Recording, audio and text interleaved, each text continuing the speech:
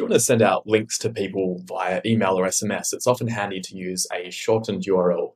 You might be familiar with bit.ly or bit.do or tiny.cc. There's all a number of URL shortening services. The problem with them is that they are using a generic URL shortener, which can get you in a situation where people think that you're basically a spammer because they're probably putting you in the same pool as people who are sending those fake "you've got a new delivery" notifications via SMS, where it's got a shortened URL that actually takes you to a page where they'll steal your credit card.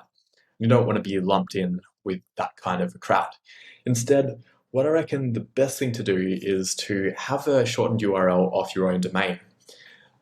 One easy way to do that if you're running a WordPress site, install this plugin called URL Shortify, where you're able to create your own shortened links off your domain within WordPress. So I can do something like give it a title, and then I can redirect to a relatively long URL here, and then I can give it a short URL.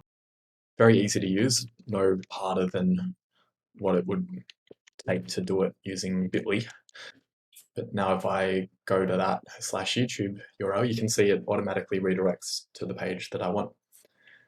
And if I wanted to, I could also include query parameters in there as well. Do something like that, which would allow you to track where the click came from. And you'll notice that it also has quick tracking.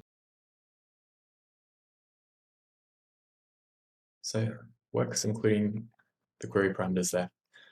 I think this is pretty neat, much better than using bit.ly, and the advantage is that you've got short URLs.